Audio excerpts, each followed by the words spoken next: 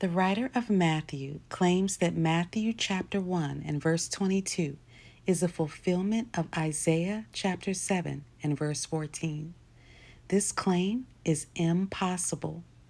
The writer focuses on the sign of a young woman being with child and gives us the name of the child and the meaning of the child's name. But the writer refuses or forgets to tell us about the promise that goes with the sign. Yah only gives us signs to support promises. Signs and promises always go together. The sign of the rainbow supports the promise that Yah will no longer flood the earth. And the sign of the child being born also supports a promise.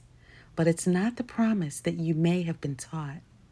Matthew chapter 1 and verse 22 is silent on what the promise was and who it was to and why it was made. So I'll break the silence.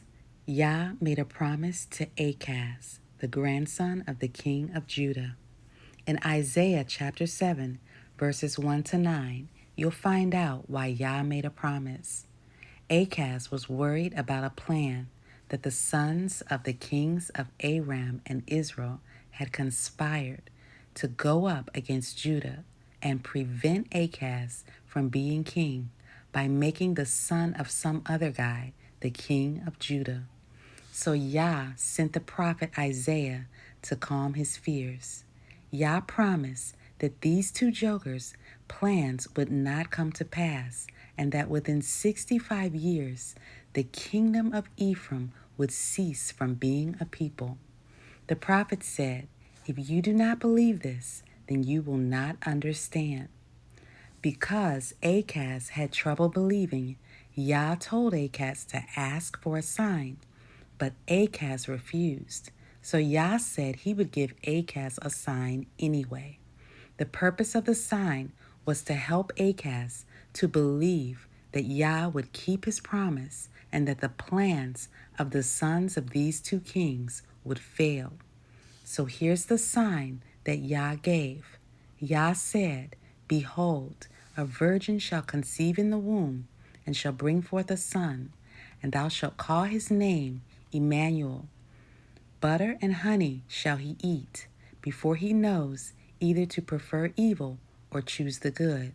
For before the child shall know good or evil, he refuses evil to choose the good. And the land shall be forsaken, which thou art afraid of, because of the two kings." So this sign was something that would happen during Achaz's lifetime and within the next 65 years. A young woman was going to have a child, and before that child would know good or evil, the land would be forsaken, which Achaz is afraid of because of the two kings. So now you understand the sign and the promise that it is connected to. So let's go back to the ridiculous claim that this prophecy was fulfilled in Matthew chapter 1, verse 22. In order for this to be true, we need to see the following things. Number 1, Achaz has to be still alive, since this was a sign that Yah was giving him during his lifetime. Was Ahaz alive when this false Messiah was born? No. So this does not meet the criteria for fulfillment. The second one, the birth of the child, would have to have happened less than 65 years of when the prophecy was given. Was this false Messiah born within 65 years of when Ahaz received the prophecy? No. So this does not meet the criteria for fulfillment. And number 3, between the birth of the false Messiah and before the child knows right from wrong, the people of Ephraim must cease from being a people. Did the people of Ephraim cease from being a people precisely when the false Messiah was a child? No. So this does not meet the criteria for fulfillment. Now, let's go back to Matthew chapter 1 and we'll look at verses 18 to 23 and we'll see what it says because there are 4 red flags in Matthew's story.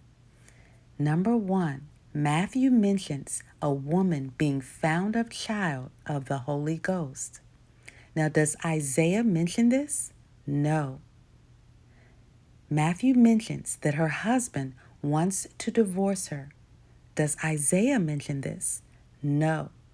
Number 3, Matthew mentions an angel convincing the husband not to divorce her. Does Isaiah mention this? No.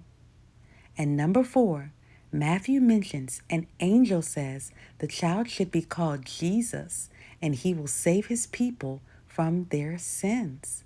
Does Isaiah mention this? No. So not only does the writer of Matthew 1 and 22 fail to mention 3 key elements, including the reason for the sign, the name of the king that the sign was for, and the 65-year fulfillment deadline, but Matthew also adds a whole bunch of other stuff that Yah never said. So the bottom line is that Matthew 1 and 22 fails the test for prophecy fulfillment. This is impossible.